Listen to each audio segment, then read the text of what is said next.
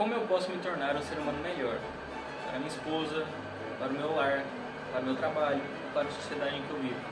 É por isso que eu gosto da filosofia. A filosofia nos ajuda a refletir sobre essas questões e ajudar a cada um a melhorar como ser humano.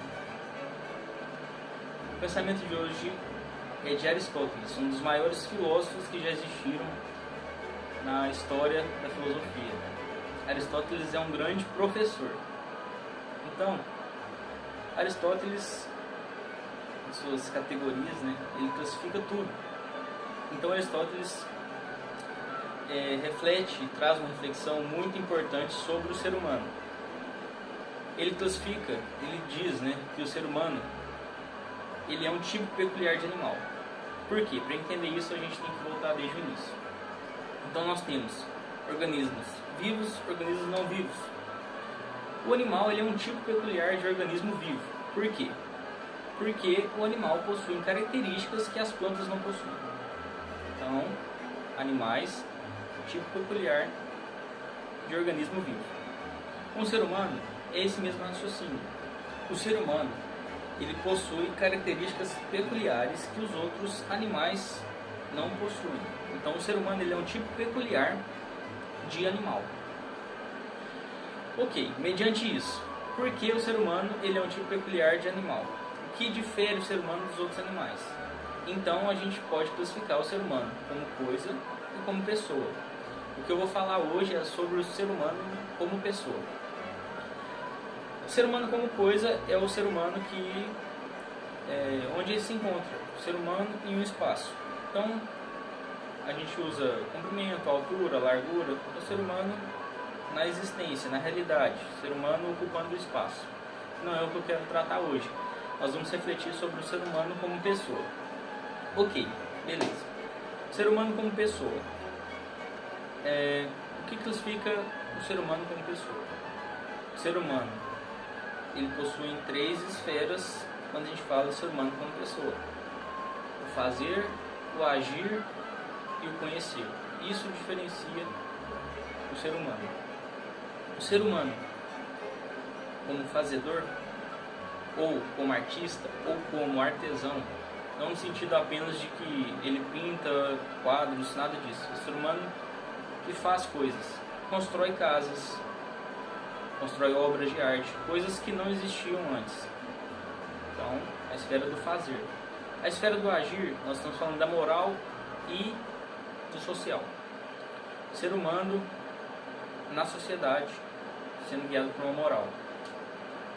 E a esfera do conhecer, o ser humano enquanto um ser que aprende. Ok, nós temos aí 3 classificações: o ser humano fazedor, o ser humano que age e o ser humano que conhece. Mediante disso, trazendo a reflexão inicial, como sermos nós, seres humanos, melhores no nosso ambiente em que estamos inserindo, seja social, seja dentro do lar, seja no trabalho. Ok. Guiando essas 3 esferas, nós temos 3 valores universais. Aristóteles encaixa tudo muito bem, por isso que ele é tão genial. Valores universais: o belo, a bondade e o verdadeiro.